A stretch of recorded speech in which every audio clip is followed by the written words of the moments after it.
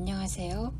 오늘은 마흔, 아직 무더운 여름의 절정이라는 부분을 읽어드리겠습니다. 삶에는 시점마다 독특한 질감이 있다. 40이라는 나이는 아마 8월 말이나 9월 초쯤의 들판과 같다. 여름처럼 푸르고 뜨거울 수는 없다. 그러나 아직도 푸르고 뜨겁다. 여름은 오만하다. 오만하지 않고 어떻게 그렇게 푸르고 뜨거울 수 있겠는가? 이때 푸르지 못한 사람은 영원히 푸르러 볼 기회를 갖지 못할 것이다. 그러나 앞으로 숨가쁘게 뜨거워 보기도 힘들 것이다. 많은 계절의 순환을 겪으면서 내가 느낀 것은 여름 없이는 가을도 없다는 것이다. 좋은 여름만이 좋은 가을을 만든다. 그래서 곧잘 초조해지고 절박해지는 것이 바로 마흔이 넘어서는 즈음이다. 마지막 며칠간의 그 뜨거운 여름을 과일 속에 담기 위해 조금만 더 시간이 주어졌으면 하는 기원은 비단 릴케만의 통곡이 아니다. 독일의 민요에 다음과 같은 것이 있다. 나는 살고 있다. 그러나 내 목숨의 길이를 알 수 없다. 나는 죽는다. 그러나 그것이 언제인지 모른다. 나는 가고 있다. 그러나 어디로 가고 있는지 모른다. 그러고도 나는 태평스럽다. 놀라운 일이다. 태평스럽게 살 수 있다면 그나마 다행이다. 그러나 이제 그만한 소시민적 평화를 바라기 어렵게 되었다. 처음 시작한 직장에서 적당한 자부심을 느끼며 평생을 지낼 수 있는 것은 은총이 되고 말았다. 어디에도 적절한 자리가 없는 것이 지금의 40대다. 나는 마흔이 넘어서야 내가 더 이상 젊지 않다는 것을 느꼈다. 그리고 내가 매우 중요한 갈림길에 서 있다는 것을 알게 되었다.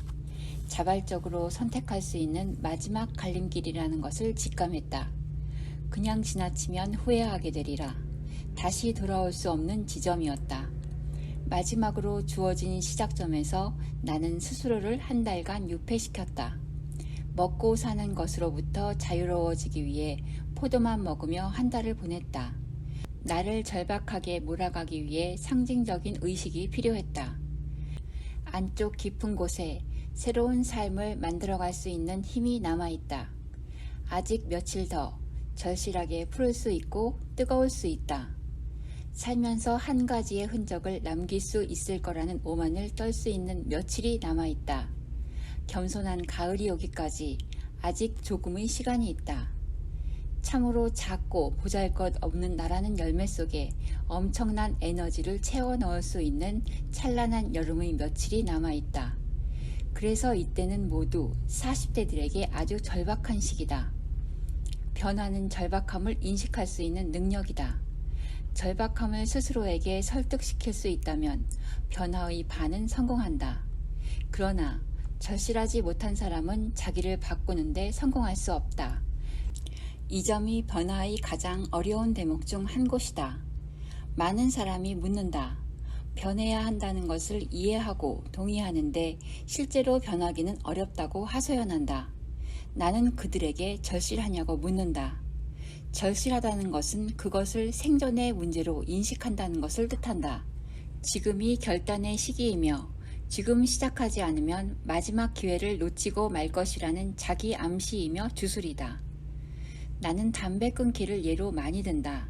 담배를 끊기는 어렵다. 독한 놈만이 할 수 있는 일이다. 일반적인 상황에서는 그렇다. 그러나 의사가 당신에게 당신은 암입니다. 담배 끊고 치료 시작하십시다. 나을 수 있어요. 라고 말했다고 하자.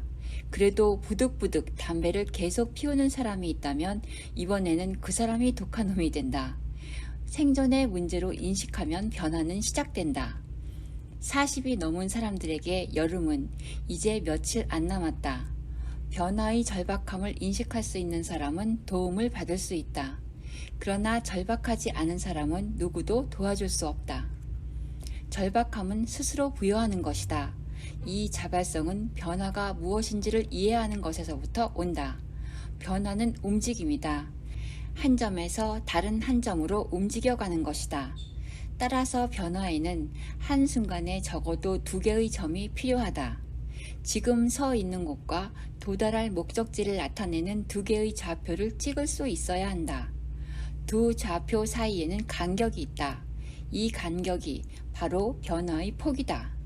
그리고 물리적으로 두 점 사이에는 늘 시간이 개입되어 있다. 두 점 사이의 차이는 우리에게 압력을 가한다. 옮겨가기 위해서는 지금 있는 곳을 떠나야 하기 때문이다.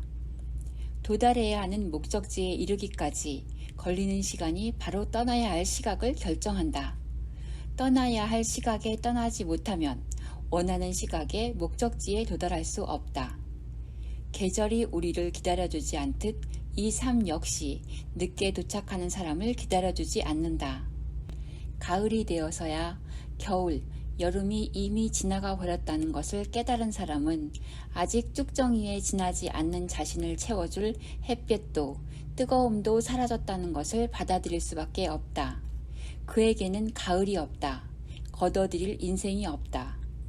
실제로 어떤 일을 당해버린 사람에게는 절박함이 없다. 이미 벌어진 일은 받아들일 수밖에 없기 때문이다. 이를 겪은 사람에게는 후회가 있을 뿐이다. 중병에 걸린 다음에야 알게 된 건강의 소중함, 다 지나간 인생의 뒷전에서 깨달은 진정 하고 싶었던 일 한 가지. 등을 돌리고 돌아올 수 없는 강을 건너간 A는 후회일 뿐 절박함이 아니다. 절박함은 약속한 시간에 맞춰 도착하기 위해 급히 집어탄 택시 안에서 생겨나고 급한 발걸음 속에 머문다. 약속한 그곳에 애인이 아직 앉아 기다리고 있을 때 생겨나는 것이다. 절박함은 아직 희망이 있을 때 찾아온다.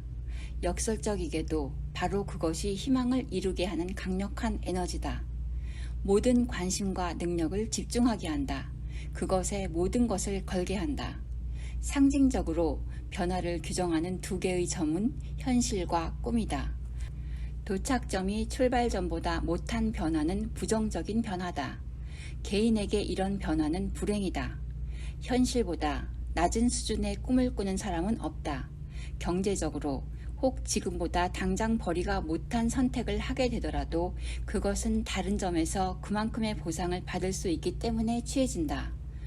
더 나은 경제성을 위한 준비 기간일 수도 있고 혹은 개인의 내면적 만족을 위한 것이기도 하다. 꿈은 늘 현실을 떠남으로써 도달할 수 있는 보다 나은 사이버 리얼리티다. 꿈이 이루어지지 않는 이유는 꿈이 없기 때문이다. 꿈을 꾸는 사람들은 꿈을 이루는데 여러 번 실패할 수는 있지만 그것은 그저 성공에 이르는 과정에 지나지 않는다. 언젠가 그들은 꿈을 이루게 된다. 절박함은 그러므로 꿈이 있는 사람에게만 생겨난다. 현실과 꿈 사이의 간격에서 꿈을 향해 움직여갈 때 생겨난다. 현실 밖에 없는 사람은 절박하지 않다. 그들에게 삶은 그저 지루하고 짜증스러운 반복과 연속일 뿐이다. 그들에게는 꿈, 즉 도달해야 할 점이 없다. 오직 현실이라는 한 점밖에 존재하지 않기 때문에 움직일 수 없다. 그래서 스스로의 변화는 불가능하다. 외부의 변화가 밀려오면 속수무책으로 당할 수밖에 없다. 그리고 어찌할 수 없게 되었을 때 후회할 뿐이다. 그런가 하면 꿈밖에 없는 사람도 있다. 그들도 변화할 수 없다. 그들에게는 현실이 없기 때문이다. 이룬다는 개념도 없다. 그저 취해서 살 뿐이다. 변화에 성공하기 위해서는 늘 또 하나의 점이 필요하다. 그것도 스스로가 자발적으로 찍은 또 하나의 점이 중요하다. 스스로 찍지 못하면 대개의 경우 다른 사람들이 찍어 놓은 곳으로의 이행을 강요당하게 된다. 강요된 스피드로 강요된 곳을 향해 몰려가지 못하면 도태되거나 원하지 않는 곳에 도달하게 된다. 삶이 불만족스러운 것은 바로 이 비자발성에 기인한다. 지금 서 있는 곳에서 꿈꾸는 곳으로의 이동은 힘든 과정이다. 그 간격을 극복하는 것은 산을 오르듯 높은 곳으로 움직여가는 것이기 때문에 많은 에너지가 필요하다. 힘은 밖에서 오지 않는다. 모든 자연 속에 신이 존재하듯이 신은 우리 안에 있다. 그래서 힘은 안으로부터 온다. 우리는 하느님의 형태로 만들어졌고 우리가 곧 부처다. 이것이 곧 우리가 스스로 오만해질 수 있는 이유다. 자기를 세우지 않고는 자기를 찾을 수 없다. 스스로 머리 깎고 벽 안에 앉지 않고는 진정한 공부가 시작되지 못하며 백척간두에서 다시 한 발을 내딛는 시퍼런 마음 없이는 정진할 수 없다. 안으로부터 오는 힘은 단지 의지와 인내를 통해 얻어지는 것이 아니다. 참고 견디는 것은 고통스럽다.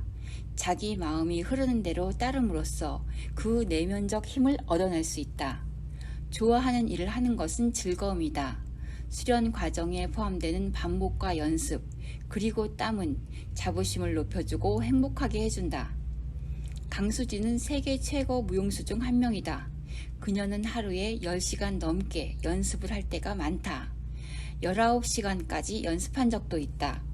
한 시즌에 토슈즈 150개를 사용한다. 발톱은 지금도 갈라지고 벌어지고 죽고 곱는다. 아침에 침대에서 일어날 때마다 어딘가가 아프다. 아픈 것도 무용수 생활의 일부로 받아들인다. 그녀는 그러나 연습만으로 예술이 만들어진다고 믿지 않는다. 그녀에게는 배역의 혼을 끌어내는 집중력이 있다. 대본을 읽고 마음을 주고 또 준다. 영혼을 통해 음악을 듣는다. 주위에서 일을 아주 잘하는 사람을 보면 모두 그 일을 아주 좋아하는 사람들이다. 퇴계 이황도 말한다. 깨달음을 얻는 데는 나름대로 길이 있다. 그리고 그 길에는 즐거움이 따른다. 바둑이든 음악이든 무용이든 그 무엇이든 좋아서 빠져들면 깨우침이 있고 그것을 통해 인생을 알게 된다. 좋아하지 않고 알 수 없다. 알지 못하면 깨닫지 못한다. 깨닫지 못하면 달인이라 할 수 없다. 뜻을 세워 스스로 무엇을 이루어 보려는 마음이 있다면 좋아하고 잘하는 일을 찾아야 한다. 40이 넘으면 평생을 걸 단 하나의 프로젝트를 만들어야 한다. 많은 것을 생각할 겨를이 없다. 늦게 시작한 사람이 현실과 꿈 사이의 간격을 좁힐 수 있는 유일한 방법은 이행시간을 단축하는 것이다.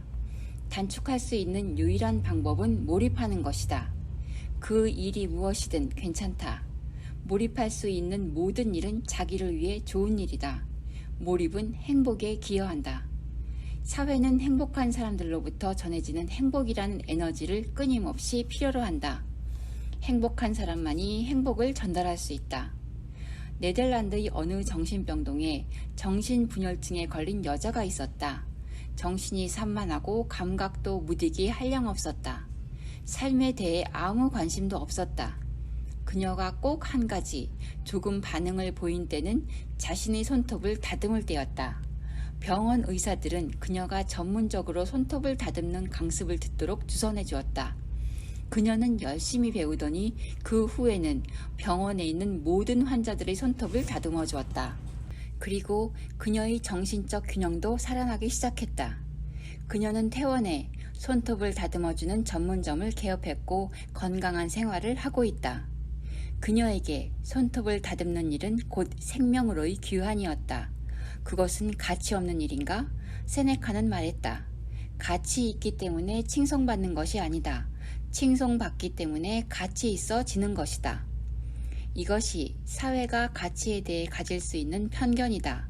박세리는 어려울 때 한국인에게 좋은 위로가 되었다.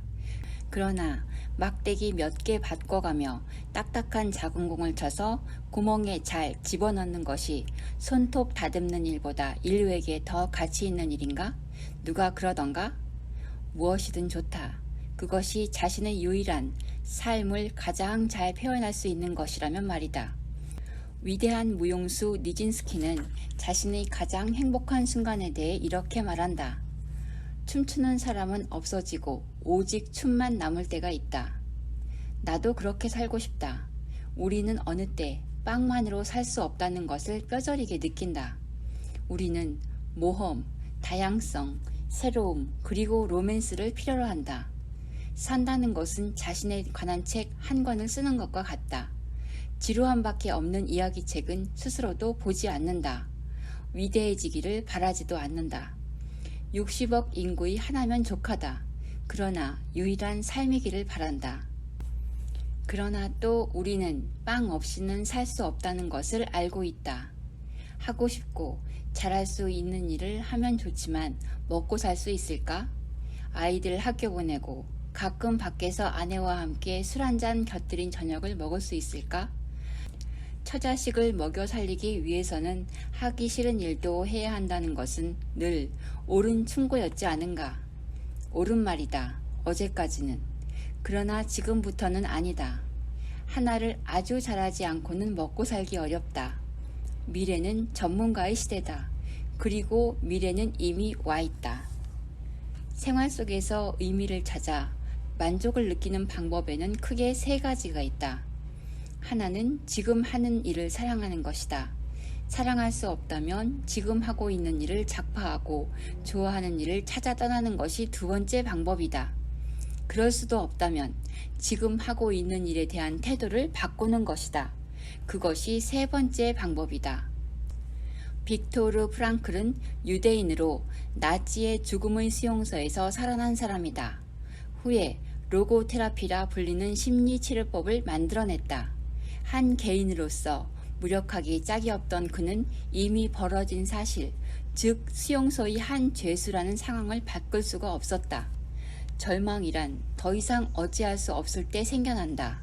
상황을 바꿀 수 없을 때 우리는 절망한다. 그러나 그는 변화시킬 수 있는 것이 하나 더 존재한다는 것을 알게 되었다. 상황을 변화시킬 수 없다면 이 상황을 해석하는 자신의 관점을 변화시키자는 것이다.